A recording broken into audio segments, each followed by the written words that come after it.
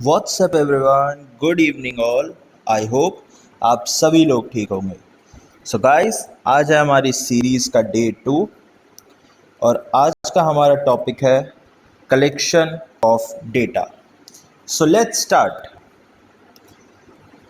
सबसे पहले हम आज बात करने वाले हैं स्टैटिस्टिकल इंक्वायरी की, कि स्टैटिस्टिकल इंक्वायरी का मतलब क्या होता है। बेसिकली कलेक्शन ऑफ डाटा में सबसे पहला स्टेप स्टैटिस्टिकल इंक्वायरी ही होता है।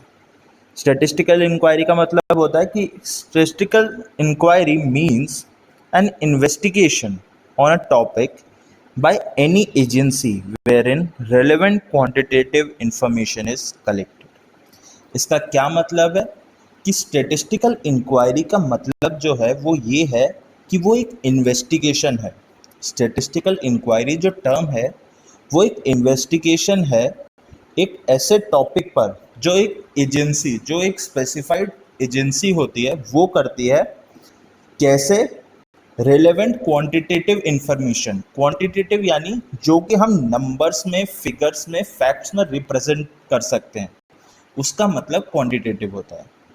तो स्टैटिस्टिकल इंक्वायरी ऐसी इन्वेस्टिगेशन को कहा जाता है जो एक ऐसे टॉपिक पे की जाती है जहां पर एक एजेंसी क्वालिटेटिव इंफॉर्मेशन कलेक्ट करती है।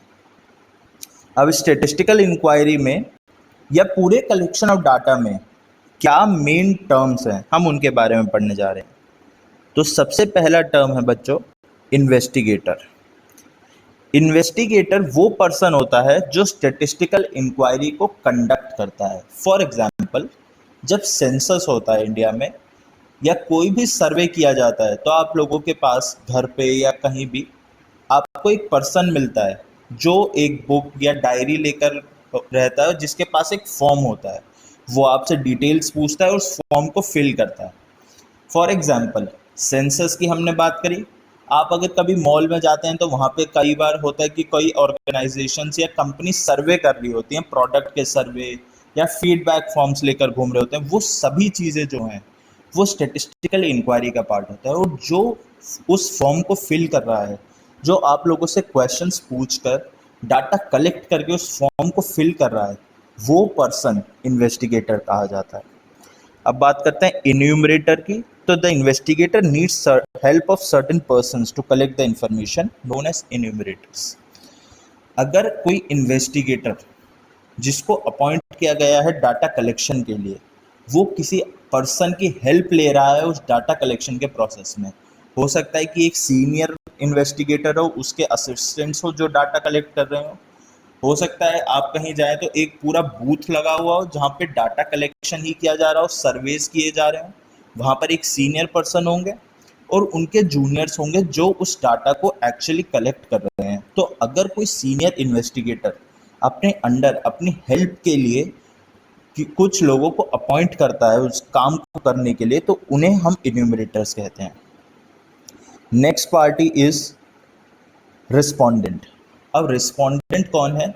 आप या हम जैसे लोग जो उस क्वेश्चनयार को या उस जो सर्वे फॉर्म है, जो फीडबैक फॉर्म है, जो वो डाटा कलेक्ट करना चाहते हैं, उस डाटा कलेक्शन में हेल्प करते हैं और उनकी क्वेरीज का आंसर करते हैं, उनके क्वेश्चंस का हम जवाब देते हैं।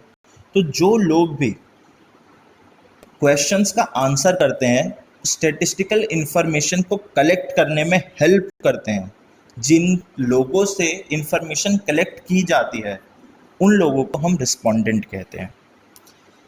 नेक्स्ट पॉइंट इज सर्वे। तो सर्वे आप लोगों को पता ही है, जो ये पूरा प्रोसेस किया जा रहा है डाटा कलेक्शन के लिए, चाहे फीडबैक फॉर्म के थ्रू, क्वेश्चनर्स के थ्रू, आपको टेलीफोन करके, आपको कॉल करके पूछे जा रहे हैं कोई क्वेश्चन, उस पूरे प्रोसेस को हम सर्वे कहते हैं। Coming to the next, we will be talking about the sources of data collection, कि डाटा कलेक्शन ऑफ डाटा के सोर्सेज क्या क्या होते हैं, हम डाटा किस तरीके से कलेक्ट कर सकते हैं। तो बेसिकली बच्चों, डाटा दो तरीके से कलेक्ट किया जा सकता है। डाटा के दो सोर्सेज होते हैं, पहला इंटरनल सोर्सेज एंड दूसरा external sources. In an organization, when data is collected from its reports and records, it is known as internal sources of data. For example, एक बिजनेस है, बिजनेस के जो है फाइनेंशियल स्टेटमेंट्स भी बनाए जाते हैं, for example balance sheet, profit and loss account, cash flow statements, उनकी डे टू डे वर्किंग्स को रिकॉर्ड किया जाता है। अगर कोई भी बिजनेस इन सब चीज़ों को कर रहा है और अगर इन सभी चीज़ों का डाटा कलेक्ट कर रहा है, फॉर एग्जांपल हमें कोई भी इंफॉर्मेशन चाहिए, उसके लिए हमने फाइनेंशियल स्टेटमेंट्स को अपनी कंपनी की या बिजनेस की देखा, हमने अपनी बैलेंस शीट को देखा, हमने अपने प्रॉफिट एंड लॉस अकाउंट को देखा किसी इंफॉर्मेशन को डिवाइड करने के लिए, डिराइव करने के लिए, सॉरी। तो वो जो सोर्स है वो इंटरनल सोर्स ऑफ डाटा है, क्योंकि ये विद इन द ऑर्गेनाइजेशन आ रहा है। हम इस डाटा को कहीं बाहर से नहीं लेके आ रहे हैं, हमारे ऑर्गेनाइजेशन में जो हम फाइनेंशियल स्टेटमेंट्स को प्रिपेयर कर रहे हैं, उसी फाइनेंशियल स्टेटमेंट्स में से हम डाटा को कलेक्ट भी कर रहे हैं। एक्सटर्नल सोर्सेज, अगर विद इन द ऑर्गेनाइजेशन कोई डाटा नहीं है, बाहर से किसी डाटा को कलेक्ट किया जा रहा है, outside the organization data collect किया जा रहा है, तो वो एक्सटर्नल सोर्सेज ऑफ डाटा है। फॉर एग्जांपल, वही अगर मॉल्स में आप कहीं भी किसी फेयर में जाते हैं, वहाँ पर कोई सर्वे बूथ लगा हुआ है, या आपके घर पे सेंसस के लिए लोग आते हैं, सर्वेज के लिए लोग आते हैं, वो सभी डाटा जो कलेक्ट किया जाता है वो एक्सटर्नल सोर्सेज ऑफ डाटा का पार्ट होता है। अब एक्सटर्नल सोर्सेज को हम दो पार्ट्स में डिवाइड कर सकते हैं, पहला प्राइमरी डेटा एंड दूसरा सेकेंडरी डेटा। अब प्राइमरी डेटा और सेकेंडरी डेटा में क्या फ़र्क होता है? प्राइमरी डेटा वो डेटा होता है जो ओरिजिनली कलेक्ट किया जाता है इन्वेस्टिगेटर या किसी एजेंसी के द्वारा for the first time. For example, census of India. Census of India जो है वो एकदम फ्रेश एक इन्वेस्टिगेशन एजेंसी, जो गवर्नमेंट ऑफ इंडिया की एजेंसी है, वो कंडक्ट करती है, जिसमें वो ग्राउंड लेवल पर जाकर डाटा को कलेक्ट करती है। ऐसा नहीं है वो किसी थर्ड पार्टी पर या किसी थर्ड सोर्स ऑफ इंफॉर्मेशन पे जो ऑलरेडी कलेक्टेड डेटा है उस पर डिपेंडेंट है इंफॉर्मेशन को डिराइव करने के लिए, नहीं। वो एक्चुअली ग्राउंड लेवल पर खुद से जाते हैं और फर्स्ट टाइम डाटा कलेक्ट करते हैं, ओरिजिनली डाटा को कलेक्ट करते हैं मार्केट से। तो इसे हम प्राइमरी डेटा कहते हैं। अब सेकेंडरी डेटा किसे कहते हैं? जो इस प्राइमरी डेटा का अपोजिट है उसे हम सेकेंडरी डेटा कहते हैं। जो डाटा हम डायरेक्टली कलेक्ट नहीं करते, लेकिन किसी ऑलरेडी कलेक्टेड या पब्लिश्ड या अनपब्लिश्ड सोर्स ऑफ डाटा से हम उसको डिराइव करते हैं, उसको हम सेकेंडरी डाटा कहते हैं। For example, national account statistics published by CSO, जो हमारी CSO ऑर्गेनाइजेशन है, जो ये स्टेटिस्टिक्स, नेशनल अकाउंट्स के स्टेटिस्टिक्स पब्लिश करती है। अगर कोई इकोनॉमिस्ट या कोई स्टेटिस्टिशियन या कोई भी पर्सन उस डाटा को यूज करके कोई नई इंफॉर्मेशन डिराइव कर पा रहा है, तो उसको हम सेकेंडरी सोर्स ऑफ डेटा कहेंगे। Coming to the next, methods of collecting primary data बच्चों। अब हम बात करने वाले हैं कि प्राइमरी डेटा को कलेक्ट करने के कौन कौन से मेथड्स होते हैं। तो ब्रॉडली हम बात करें तो प्राइमरी डेटा को कलेक्ट करने के 6 मेथड्स होते हैं, जिनको हम एक एक करके अब डिस्कस करने वाले हैं। तो सबसे पहले हम बात करेंगे डायरेक्ट पर्सनल इन्वेस्टिगेशन की। तो under this method, investigator collects data by having direct contact with the informant and conducts on the spot inquiry। Direct personal investigation उस फॉर्म को कहा जाता है जब जो इन्वेस्टिगेटर है, जो उस सर्वे को कंडक्ट कर रहा है या जो डाटा को कलेक्ट कर रहा है, वो इन पर्सन यानी फिजिकली खुद से आप लोगों के पास आ रहा है और ऑन द स्पॉट ही उस डाटा को कलेक्ट कर रहा है। जो कि हमने अभी सर्वेस का या सेंसस का एग्जाम्पल लिया, वो सभी एग्जाम्पल्स डायरेक्ट पर्सनल इन्वेस्टिगेशन का पार्ट है, क्योंकि उसमें पर्सनल इंटरव्यू हो रहा है। जो भी सर्वे कर रहा है वो पर्सन खुद आपके पास आ रहा है और आपसे डायरेक्टली क्वेश्चंस पूछ रहा है। अब ये जो डायरेक्ट पर्सनल इन्वेस्टिगेशन है, ये सूटेबल कब है? When detailed information has to be collected, जब डिटेल में इंफॉर्मेशन चाहिए हो, क्योंकि आपसे इन पर्सन बात की जाएगी तो आप ज़्यादा अच्छे से आंसर कर पाएंगे, डिटेल में सारी चीज़ें बता पाएंगे, रादर देन अगर आपको फ़ोन कॉल किया जाए या मेल किया जाए या एक गूगल फॉर्म सेंड किया जाए। Where area of investigation is limited, जो केस सेंसस में नहीं होता, लेकिन जो प्राइवेट कंपनीज अपने सर्वेज करती हैं उसमें एरिया ऑफ इन्वेस्टिगेशन जो है लिमिटेड होता है। अगर एक पर्सन किसी मॉल में बैठा है तो उसका एरिया ऑफ इन्वेस्टिगेशन जो है वो सिर्फ वो लोग हैं जो उस मॉल में आ रहे हैं। Next, when nature of inquiry is confidential. अगर कॉन्फिडेंशियल इंफॉर्मेशन हमें कलेक्ट करनी है, ऐसा डेटा कलेक्ट करना है जिसको हमें कॉन्फिडेंशियल रखना है, पब्लिकली रिवील नहीं करना, तो उस केस में भी ये सूटेबल है। When maximum degree of accuracy is needed, in person interview is the best form. अगर हमें हाईएस्ट लेवल ऑफ एक्यूरेसी चाहिए, क्योंकि टेलीफोन, ईमेल, इन सब में कम्युनिकेशन गैप कहीं ना कहीं जनरेट 100% हो जाता है, लेकिन इन पर्सन वो कम्युनिकेशन गैप, वो कॉन्टैक्ट कभी भी ब्रेक नहीं होगा। And last is when importance is given to originality. अगर ओरिजिनलिटी को ज़्यादा इंपॉर्टेंस देनी है, आपको 100% ओरिजिनल और एक्यूरेट डाटा कलेक्ट करना है, तो डायरेक्ट पर्सनल इन्वेस्टिगेशन की फॉर्म मोस्ट सूटेबल है। अब इसके मेरिट्स की बात करें तो ओरिजिनलिटी, डाटा 100% ओरिजिनल होता है, रिलायबल होता है, एक्यूरेट होता है, क्योंकि इन पर्सन जाके कलेक्ट किया गया तो एक्यूरेसी का लेवल हाई होता है। फ्लेक्सिबिलिटी, फ्लेक्सिबिलिटी किस तरीके से होती है अब बच्चों इसमें, तो फ्लेक्सिबिलिटी का कॉज ये है कि this method is fairly elastic as investigator can vary the nature of questions and seek different types of information according to situation. आप किसी चीज़ के बारे में क्वेश्चंस पूछ रहे हैं, लेकिन हो सकता है कि जब आप डायरेक्टली उनसे बातचीत कर रहे हैं तो आपको रिस्पोंडेंट जो है वो कुछ ऐसी बातें भी बताए जिससे भी आप कुछ क्वेश्चंस पूछ सकते हैं। आपने गूगल फॉर्म अगर भेजेंगे तो उसमें फिक्स्ड क्वेश्चंस होंगे, फिक्स उसके आंसर्स होंगे, लेकिन जब आप किसी से इन पर्सन मिलकर बातचीत करते हैं तो उस बातचीत में, उस कम्युनिकेशन में चीज़ें आपको बेटर समझ आती हैं, आप नई नई चीज़ों को जान सकते हैं, आप ज़्यादा इन्फॉर्मेशन डिराइव कर सकते हैं। तो इसीलिए फ्लेक्सिबिलिटी होती है कि अगर जो रिजिड क्वेश्चन है सिर्फ उतने ही नहीं, अगर आप चाहें तो क्वेश्चंस को चेंज कर सकते हैं, person to person question change कर सकते हैं। अगर कोई बच्चे का सर्वे हम कर रहे हैं और किसी एक ओल्ड एज पर्सन का हम सर्वे कर रहे हैं, तो दोनों के क्वेश्चन जो हैं वो डिफरेंट होंगे, दोनों से पूछे जाने वाले क्वेश्चंस डिफरेंट होंगे। Next is uniformity, economical and suitable for all types of questions. अब इसके डीमेरिट्स क्या होते हैं, ये वाइड एरियाज के लिए सूटेबल नहीं होता, यानी कि ज़्यादा ब्रॉड एरिया अगर होगा तो डायरेक्ट पर्सनल इन्वेस्टिगेशन सूटेबल नहीं है। डीमेरिट है ये इसका, क्योंकि ज़्यादा बड़े एरिया में पर्सनल इन्वेस्टिगेशन करना है, पर्सनल इंटरव्यू करना बहुत ही हेक्टिक टास्क हो जाता है, एक्सपेंसिव और टाइम कंज्यूमिंग है, क्योंकि इंडिविजुअल पर्सन को हमें सर्वे के लिए अपॉइंट करना है, बहुत सारे इंडिविजुअल्स की ज़रूरत पड़ेगी अगर हमें लार्ज अमाउंट ऑफ पॉपुलेशन का डायरेक्ट पर्सनल इन्वेस्टिगेशन करना है, पर्सनल इंटरव्यू लेना है, तो इसीलिए एक एक्सपेंसिव प्रोसेस है और टाइम कंज्यूमिंग प्रोसेस इसीलिए है क्योंकि आपको अलग अलग जगह जाना पड़ेगा, वहाँ सबसे बात करनी पड़ेगी, तभी आप इस डाटा को कलेक्ट कर पाएंगे।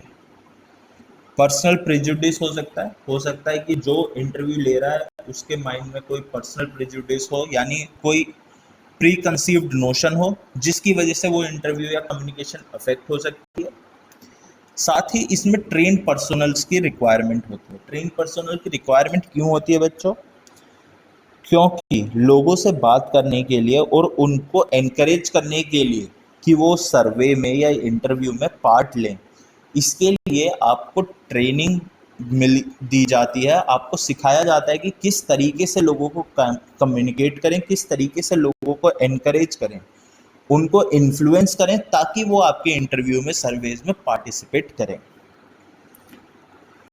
Coming to the next, we will be talking about indirect oral investigation. Under this method, investigator approach third parties who are in possession of information about the subject of inquiry. अब इस case में क्या होता है, जो investigator है वो third party को अप्रोच करता है जिसके पास सब्जेक्ट ऑफ इंक्वायरी, यानी जिस टॉपिक पर हम डाटा कलेक्ट करना चाह रहे हैं उसकी इंफॉर्मेशन पहले से ही प्रेजेंट होती है। फॉर एग्जाम्पल, अगर हम एक कॉलेज है उसके नंबर ऑफ स्टूडेंट्स के बारे में स्टडी करना चाहते हैं, तो हम हर एक स्टूडेंट के पास जाना सही नहीं होगा। अब इसमें एक सबसे अच्छा एग्जांपल जो है, मान लीजिए कि हम एक कॉलेज के स्टूडेंट्स की बैड हैबिट्स को ऑब्जर्व करना चाहते हैं। अब bad habits in the sense कुछ भी हो सकता है कि उनके एंगर इश्यूज को हम ऑब्जर्व करना चाहते हो, या कोई भी चीज़, कोई भी हैबिट को हम ऑब्जर्व करना चाहते हो। हम एंगर इश्यूज का ही एग्जांपल लेंगे। तो अगर आप किसी भी स्टूडेंट से डायरेक्टली जाके पूछेंगे कि आपको एंगर इश्यूज हैं या नहीं, तो क्या आपको लगता है कि वो आपको बताएंगे? The answer is no. अगर कोई आपसे भी आकर पूछे कि आपको गुस्सा जल्दी आ जाता है, क्या आप लोगों को क्रिटिसाइज बहुत ज़्यादा करते हैं, अगर आपसे कोई ऐसे नेगेटिव क्वेश्चंस पूछेगा, तो क्या आप उसका आंसर यस में देंगे? इन माय ओपिनियन 99% लोग नहीं देंगे। लेकिन अगर इसी टॉपिक पर हमें सर्वे करना ज़रूरी है, अगर हमारा topic of survey, topic of collection of data anger issues ही है, तो इस केस में हम क्या करेंगे? हम डायरेक्टली स्टूडेंट्स के पास ना जाकर उनके पेरेंट्स के पास, रिलेटिव्स के पास या उनके टीचर्स के पास जाएंगे और उनसे पूछेंगे कि जो आपके बच्चे हैं या आपके स्टूडेंट्स हैं, जो आपके चिल्ड्रन हैं, उनका बिहेवियर कैसा है, उनका एंगर इशू पैटर्न या एंगर पैटर्न क्या है। तो इस सिचुएशन को बच्चों इनडायरेक्ट ओरल इन्वेस्टिगेशन कहते हैं, जहां पर हम डायरेक्टली जो रिस्पोंडेंट होना चाहिए इस केस में, जो कि स्टूडेंट्स हैं, हम उनके पास नहीं जा रहे, बल्कि उनसे रिलेटेड जो पर्सन्स हैं, जैसे उनके टीचर्स, फ्रेंड्स, रिलेटिव्स, उनके पेरेंट्स, उनके पास जा रहे हैं, क्योंकि उनके पास ये इंफॉर्मेशन है कि आखिर उनके जो बच्चे हैं, उनके जो स्टूडेंट्स हैं, उनका एंगर पैटर्न क्या है, उनका एंगर इशू है या नहीं है।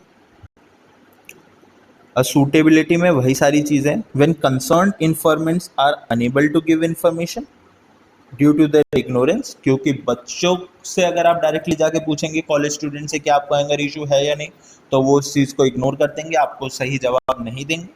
तो ये इनडायरेक्ट ओरल इन्वेस्टिगेशन उसी सिचुएशन में यूजफुल है या सूटेबल है, जहाँ पर जो कंसर्न इन्फॉर्मेंट है, जो एक्चुअल रिस्पोंडेंट होना चाहिए इस सिचुएशन में, वो आपको सही डाटा ना दे।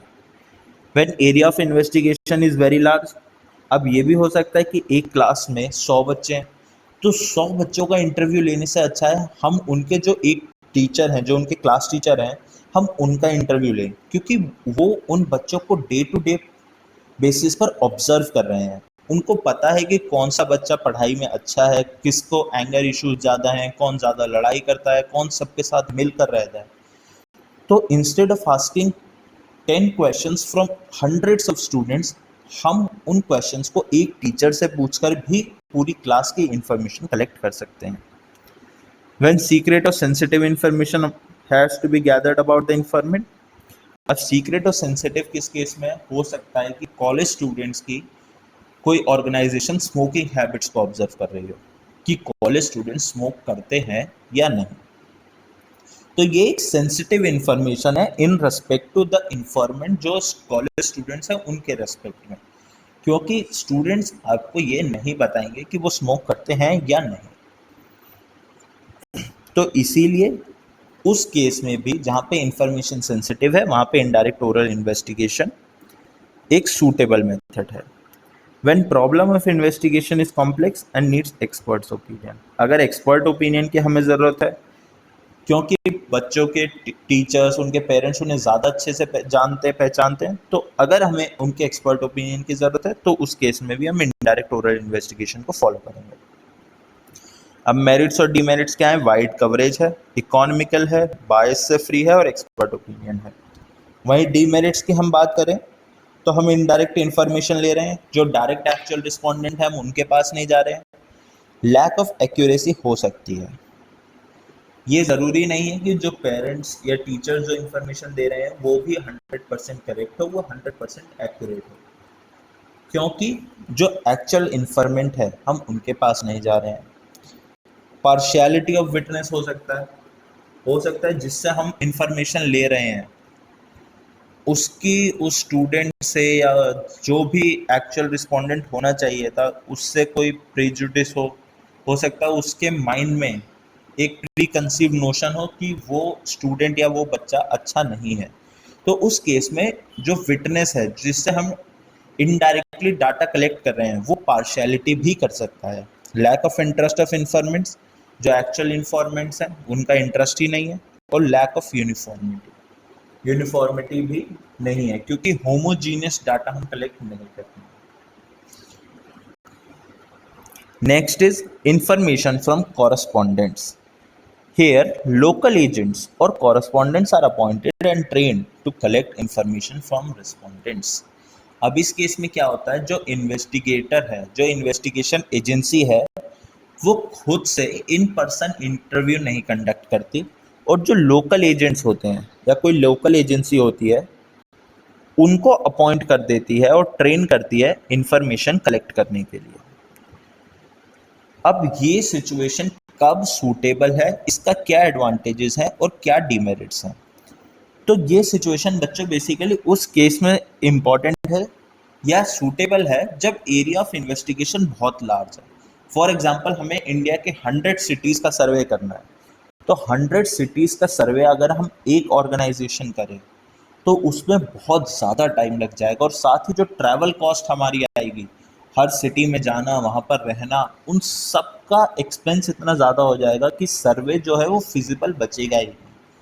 तो इस केस में जो इन्वेस्टिगेशन एजेंसी है वो क्या करेगी, वो 100 सिटीज़ में लोकल इन्वेस्टिगेशन एजेंसीज को ढूंढेगी। हर सिटी में कोई ना कोई इन्वेस्टिगेटर तो होगा ही, हर सिटी में कोई ना कोई ऐसा लोकल एजेंट तो होगा ही जो वहाँ पे सर्वे कंडक्ट कर सके, तो उनको ढूंढेगी और उनको कॉन्ट्रैक्ट आउट कर देगी अपनी रिस्पॉन्सिबिलिटीज। उनको कहेगी कि आप सर्वे कंडक्ट कीजिए और जो भी डाटा आप कलेक्ट कर रहे हैं उसे हमें फॉरवर्ड कर दीजिए। तो इस सिचुएशन को हम इंफॉर्मेशन फ्रॉम कॉरेस्पॉन्डेंट्स कहते हैं, जब हम किसी लोकल एजेंट को अपॉइंट कर रहे हैं डायरेक्ट खुद जाकर इन्वेस्टिगेशन करने के बजाय, ताकि एक तो हमारा टाइम सेव हो सके, हमारी कॉस्ट कम लग सके, साथ ही हम वाइड एरिया को कवर कर सकें और हम कॉन्टिन्यूटी बनाए रखें। लेकिन अब इसके डीमेरिट्स क्या हो सकते हैं बच्चों? तो सबसे पहला डीमेरिट है लैक ऑफ यूनिफॉर्मिटी। इसका क्या मतलब है कि जो इंफॉर्मेशन सप्लाई की जाती है अलग अलग कॉरेस्पॉन्डेंट से, उसमें एक यूनिफॉर्मिटी नहीं होती, होमोजेनिटी नहीं होती।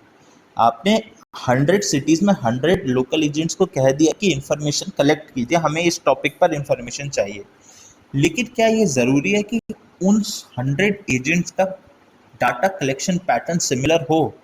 The answer is no.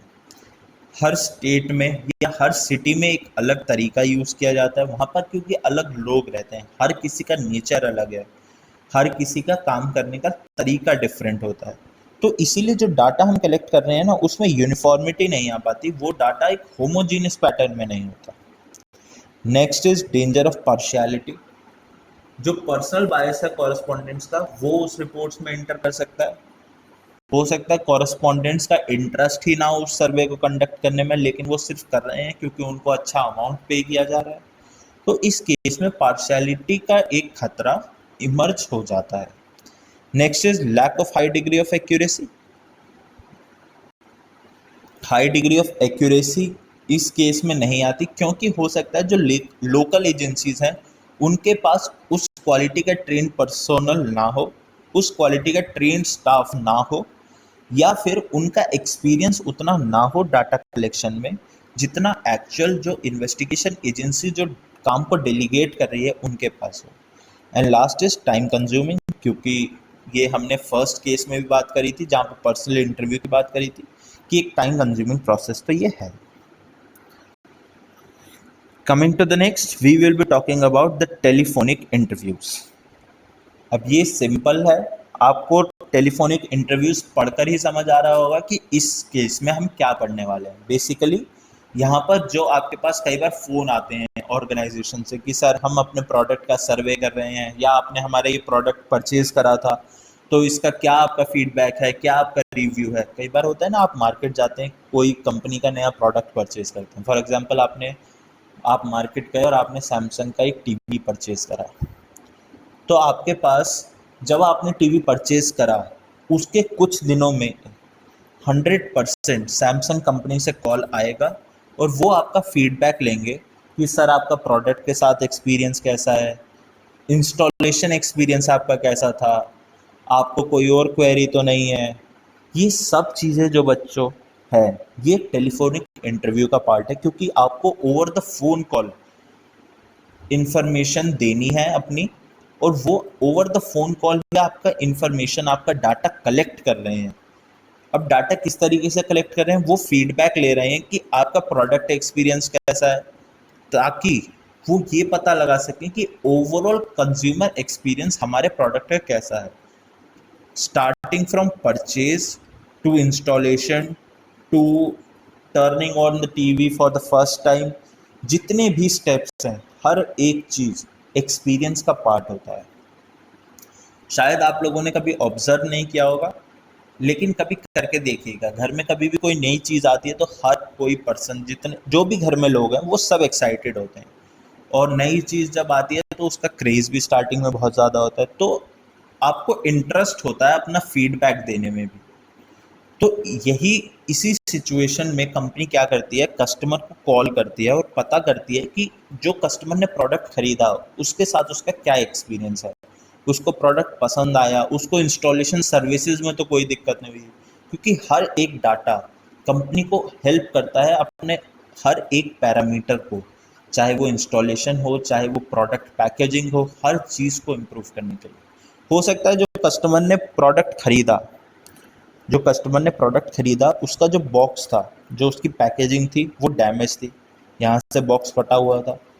तो कंपनी अगली बार ध्यान रखेगी कि जो प्रोडक्ट पैकेजिंग है उसको हम और सॉलिड करें, या इस तरीके से चेंज करें कि वो बॉक्स ऐसे फटे ना फ्यूचर में। सिमिलरली हो सकता है कि इंस्टॉलेशन के लिए जो लोग आए थे वो इतने ट्रेंड नहीं थे, उन्होंने कुछ ऐसा गड़बड़ कर दी जिसकी वजह से कस्टमर एक्सपीरियंस ख़राब हो गया, तो वो अगली बार उस पर भी ध्यान रखेंगे कि ऐसा ना हो। तो मेजर एग्जांपल जो ओवर द टेलीफोन है, जो टेलीफोनिक इंटरव्यूज होते हैं, वो कंपनीज ही करती हैं प्रोडक्ट फीडबैक के लिए। Now coming to the next, we will be talking about the mailed questionnaire method.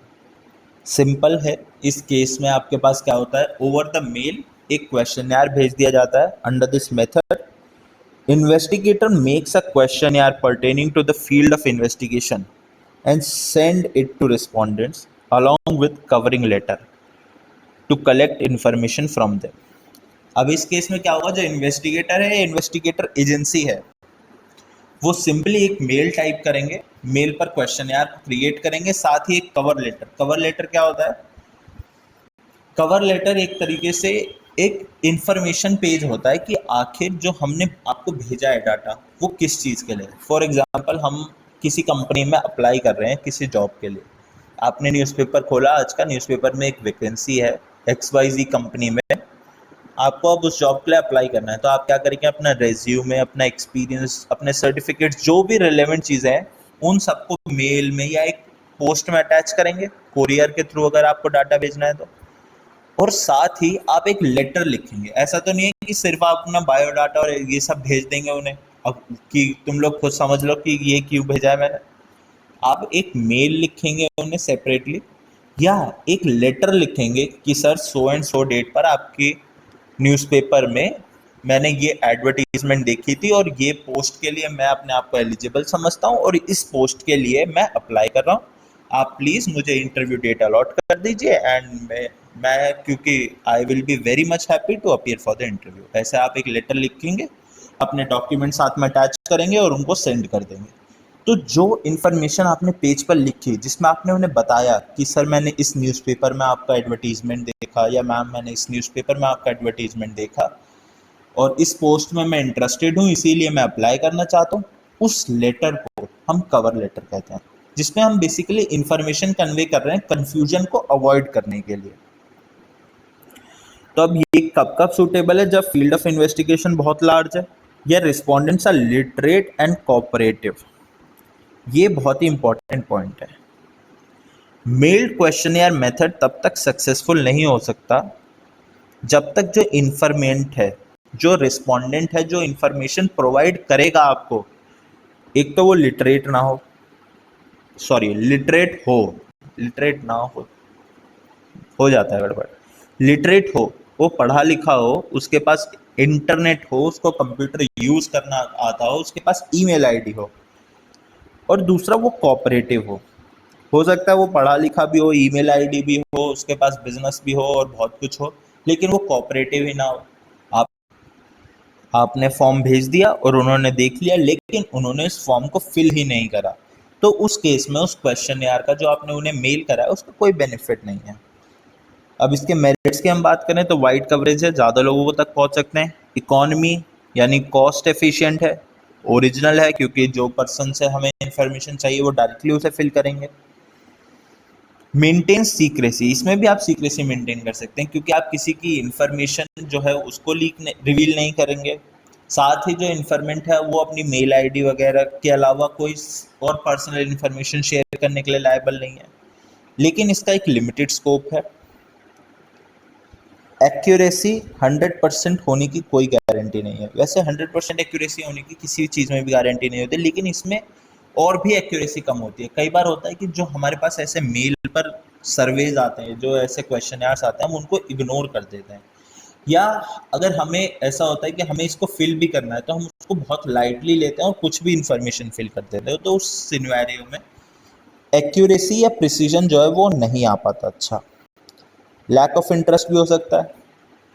अगर हमारे पास भी कोई मेल पर सर्वे आए तो 99% चांस ये है कि हम उस सर्वे को खोल कर भी नहीं देखेंगे या उसको फिल आउट नहीं करेंगे। तो इंटरेस्ट भी एक बहुत बड़ा कॉज है किसी सर्वे को, किसी क्वेश्चनयार को सक्सेसफुल बनाने का। अगर जो रिस्पोंडेंट है, जो इंफॉर्मेशन प्रोवाइड कर रहा है, उसका इंटरेस्ट ही नहीं है उसमें, तो सर्वे कभी भी कंडक्ट हो ही नहीं सकता। Next is questionnaire filled by enumerators. Under this method, the enumerator personally visits informants along with the questionnaire, ask questions and note down their replies. ये हमने बात अभी करी थी कि इन्यूमरेटर्स कौन होते हैं। इन्यूमरेटर्स वो लोग होते हैं जो इन्वेस्टिगेटर की हेल्प करते हैं सर्वे कंडक्ट करने में और डाटा कलेक्ट करने में। तो अगर कोई इन्यूमरेटर पर्सनली लोगों के पास विजिट कर रहा है, क्वेश्चनयार लेकर उनसे सवाल पूछ रहा है और उसके आंसर्स जो हैं अपनी लैंग्वेज में फॉर्म में फिल कर रहा है, तो उसे हम क्वेश्चनयार फिल्ड बाय इन्यूमरेटर्स कहते हैं। सिंपल है, क्वेश्चनयार जो है जिसे इन्यूमरेटर फिल कर रहा है। Next, coming to the next topic, we will be talking about the pilot surveys. From practical point of view, it is found useful to conduct a pre-test known as pilot survey on a small scale before starting the main survey. अब pilot सर्वे क्या होता है? Basically जब भी एक main सर्वे को start करने वाले होते हैं हम, तो उससे पहले हम एक स्मॉल स्केल पर सर्वे कलेक्ट करते हैं। For example census of India, 140 crore India की पॉपुलेशन है, उन सभी का डाटा कलेक्ट करने से पहले गवर्नमेंट क्या करेगी, या जो इन्वेस्टिगेशन एजेंसी है वो क्या करेगी, एक छोटा सा बैच बनाएगी 100 लोगों का या 200 लोगों का, और उनके बीच उस सैंपल को, जो क्वेश्चनर उन्होंने प्रिपेयर करा है, उसके यूज से, उसके इस्तेमाल से उनका सर्वे कंडक्ट करेगी। अब बच्चों, ये पायलट सर्वे करने का यूज क्या है या इसका पर्पस क्या है? इसका सिंपल सा पर्पस बस इतना सा है कि हमें ये पता चल जाए कि जो हमने क्वेश्चनर प्रिपेयर किया है या जो हमने क्वेश्चंस प्रिपेयर करे हैं लोगों से पूछने के लिए, क्या वो एक्यूरेट हैं, क्या उनकी रेलेवेंस है आज की डेट में, या क्या वो क्वेश्चन सफिशिएंट हैं। हो सकता है जब हम पायलट सर्वे करें, जब हम 10 लोगों से, 20 लोगों से उन क्वेश्चंस को पूछें, तो कुछ ऐसी बातें सामने निकल कर आए या कोई ऐसे क्वेश्चंस सामने आए जिनका हमें पहले आइडिया नहीं था, जो हमने पहले नहीं सोचा था, लेकिन अब हमें लगने लगा है कि इसको भी हमें सर्वे में ऐड करना चाहिए था। लेकिन क्या उस पॉइंट पर वो क्वेश्चंस को हम सर्वे में ऐड कर सकते हैं? क्या वो फिजिबल है? द आंसर इज नो, क्योंकि सेंसस लार्ज स्केल पर कंडक्ट होता है, पूरे इंडिया में कंडक्ट करना है, तो थाउजेंड्स नहीं, लैक्स ऑफ जो एजेंसीज हैं, जो इंफॉर्मेशन कलेक्ट करने वाले लोग हैं, वो पूरी इंडिया में काम कर रहे हैं इस पॉइंट पर एक साथ। तो आपको अगर कोई एक या दो क्वेश्चंस मिले और आप चाहते हैं कि उन्हें हमें ऐड करना है, तो वो इस टाइम पर फिजिबल नहीं है, क्योंकि जितने भी लोग उस सर्वे को कंडक्ट कर रहे हैं उन सभी डाटा को फिर से कलेक्ट करना पड़ेगा, बिगिनिंग से पूरा काम स्टार्ट करना पड़ेगा। तो अगर इस हैसल को अवॉइड करने के लिए या इस प्रॉब्लम को अवॉइड करने के लिए, सिचुएशन को अवॉइड करने के लिए पायलट सर्वेस को कंडक्ट किया जाता है। बेसिकली आप इसका मतलब ये समझ सकते हैं कि 140 करोड़ लोगों की जगह हम सिर्फ 140 लोगों पर एक्सपेरिमेंट कर रहे हैं फिलहाल। हम मान रहे हैं कि पूरी इंडिया की पॉपुलेशन यही 140 लोग है और हमें इन्हीं का सर्वे कंडक्ट करना है, और उनका सर्वे करने के बाद पूरे डाटा को एनालाइज किया जाता है। अगर किसी के कोई सजेशंस होते हैं, रिकमेंडेशंस होते हैं, उन सबको कंसिडर किया जाता है। क्वेश्चन या आंसर को फिर से चेंज किया जाता है, कोई भी उसमें अगर नेसेसरी चेंजेस हैं उसको किया जाता है। उसके बाद एक फाइनल सर्वे प्रिपेयर किया जाता है जिसको लार्ज स्केल पर कंडक्ट किया जाता है। तो पायलट सर्वे का बेसिकली इतना सा पर्पस है कि वो एक प्री टेस्ट है। एक्चुअल एग्जाम से पहले आपके यूनिट टेस्ट, प्री बोर्ड होते हैं ना, तो ये उसी की तरह है। ये आपको प्रिपेयर करता है आपके एक्चुअल बोर्ड एग्जाम के लिए। Now coming to the next, we will be talking about the census method of statistical inquiry. When a statistical investigation is conducted wherein the data is collected from each and every element of the population, it is known as census method. Census method की हमने बात करी, Census of India इसी का ही example है। जब हर एक person से जो पॉपुलेशन में इन्वॉल्व है, इंडिया की पॉपुलेशन अगर 140 करोड़ है, तो हर एक पर्सन के पास हम जाएंगे और उसका पर्सनली जाकर हम डाटा कलेक्ट करेंगे, क्योंकि each and every element of population से हम पर्सनली मिलकर डाटा कलेक्ट कर रहे हैं, तो इसीलिए वो सेंसस मेथड का पार्ट है। This method is generally adopted when area of investigation is limited.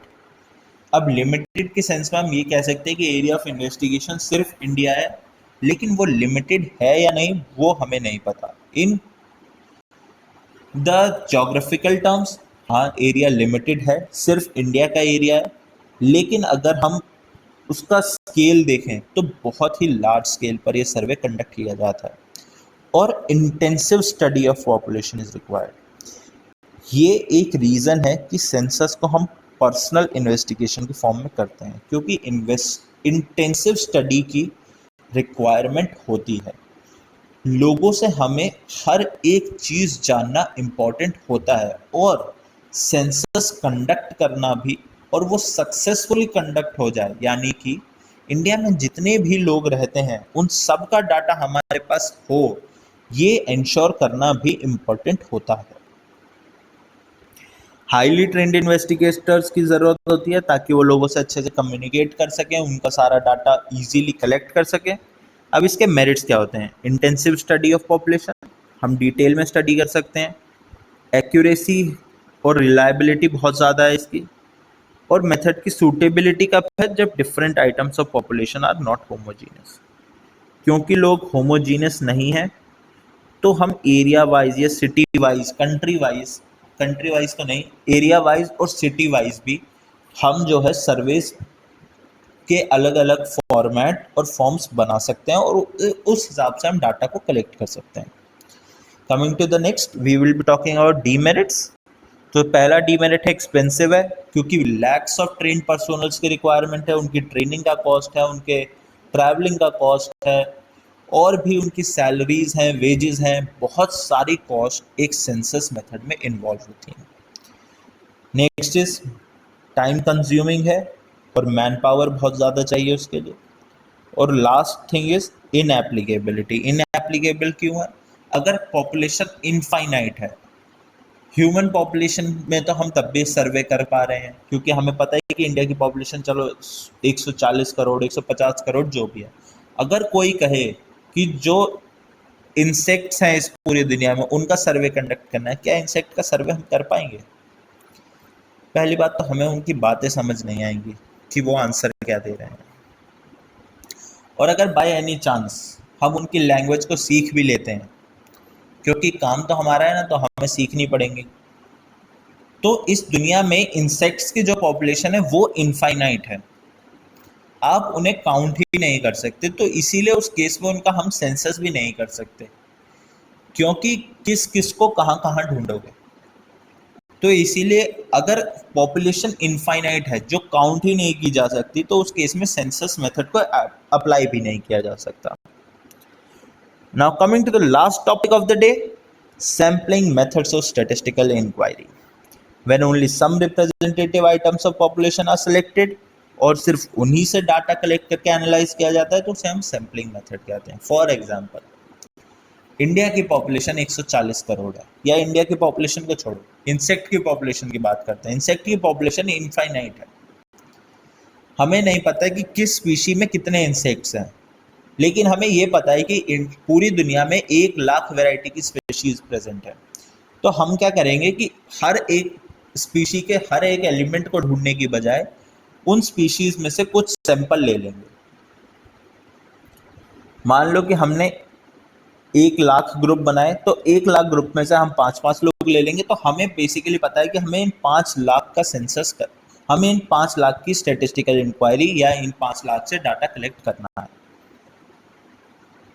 India के कॉन्टेक्स्ट में भी अगर इस एग्जांपल को लें, तो हो सकता है कि गवर्नमेंट ये भी कर सकती है कि इंडिया को एरिया वाइज डिवाइड कर दे और हर एरिया में जाकर 1 या 2 घरों से डाटा को कलेक्ट कर ले। तो अगर हर एक पर्सन के पास जाने के बजाय हर एक एरिया में से कुछ घरों के पास जाकर ही सिर्फ डाटा कलेक्ट किया जाए, तो उसे हम सैम्पलिंग मेथड कहते हैं, जहां पर एंटायर पॉपुलेशन का कुछ पार्ट, कुछ फीचर्स, कैरेक्टरिस्टिक्स के बेसिस पर, देखो रैंडमली तो इतना रैंडम नहीं होता कि किसी को भी ले लिया जाए, कुछ ना कुछ ऐसे बेसिस बनाए जाते हैं जिस वजह से वो सैम्पलिंग मेथड भी हमारी हेल्प कर सके सर्वे कंडक्ट करने में, डाटा कुछ लेवल की एक्यूरेसी के साथ कलेक्ट करने में। जीरो एक्यूरेसी के डाटा का भी कोई यूज़ नहीं है। अगर हम कोई भी ऐसा हैफेज़ार्ड डाटा कलेक्ट कर लें जिसमें ना एक्यूरेसी है ना रिलायबिलिटी है, तो उस डाटा का भी कोई यूज़ नहीं है बच्चों।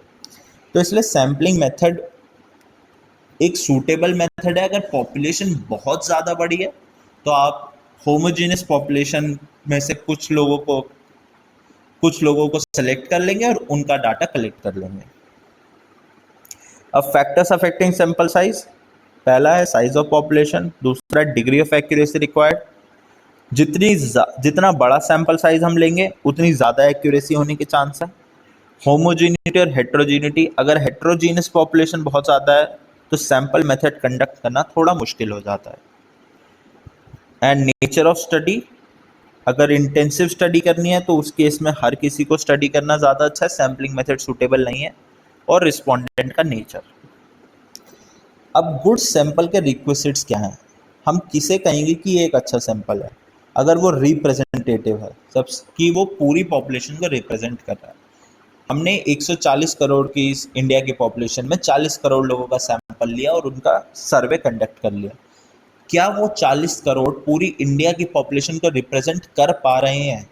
अगर हाँ तो वो एक अच्छा सैंपल है, अगर नहीं तो वो एक अच्छा सैंपल नहीं है। एडिक्वेसी, 140 करोड़ की पॉपुलेशन में अगर सिर्फ 140 लोगों का सर्वे करके कहा जाए कि सेंसस कंप्लीट हो गया, सेंसस ऑफ इंडिया को हमने कर लिया एक सैम्पलिंग मेथड से, तो क्या वो एक एडिक्वेट मेथड है? क्या वो एक गुड सैंपल था? इतनी बड़ी पॉपुलेशन में आप इतना से सैंपल ले रहे हो? तो answer is no. Homogeneity, heterogeneous group से आप सैंपल नहीं ले सकते, ग्रुप्स होमोजीनियस होने चाहिए। अगर लोगों के सिमिलर ट्रेट या कैरेक्टरिस्टिक्स हैं, अगर लोगों के सिमिलर ट्रेट और कैरेक्टरिस्टिक्स हैं तभी वो एक अच्छा सैंपल कहा जाएगा। Matches with the objective of investigation, हमारा इन्वेस्टिगेशन का जो भी ऑब्जेक्टिव है उससे वो सैंपल साइज मैच करना चाहिए। अब बात करेंगे मेरिट्स और डीमेरिट्स की। तो सिंपल है, कॉस्ट कम लगती है क्योंकि पूरे लोगों, जितना बड़ा सैंपल साइज है उन सबको छोड़कर हम कुछ पार्ट का सेंसस ही कंडक्ट कर रहे हैं, कुछ पार्ट में ही डाटा कलेक्शन कर रहे हैं। स्पीड इंक्रीज हो जाती है, अगर 100 लोगों की जगह हमें सिर्फ 20 लोगों से डाटा कलेक्ट करना है तो ज़्यादा स्पीड के साथ हम काम कर सकेंगे। ग्रेटर एक्यूरेसी, अब एक्यूरेसी की बात क्यों की जा रही है कि यहाँ पर भी एक्यूरेसी ज़्यादा होती है? द आंसर इज 100 लोगों से हम 10-10 क्वेश्चन पूछ रहे हैं और 20 लोगों से हम 100-100 क्वेश्चन पूछ रहे हैं। तो ग्रेटर एक्यूरेसी कहाँ पर आएगी? जहाँ पर हमने 100 क्वेश्चंस पूछे, क्योंकि हम क्रॉस क्वेश्चनिंग भी कर सकते हैं वहाँ पर, हम वहाँ पर लोगों से और भी ज़्यादा इन्फॉर्मेशन कलेक्ट कर सकते हैं, इसलिए एक्यूरेसी ज़्यादा होती है। एडमिनिस्ट्रेटिव कन्वीनियंस है, ज़्यादा मैन पावर नहीं चाहिए, टाइम कॉस्ट कम लगेगी।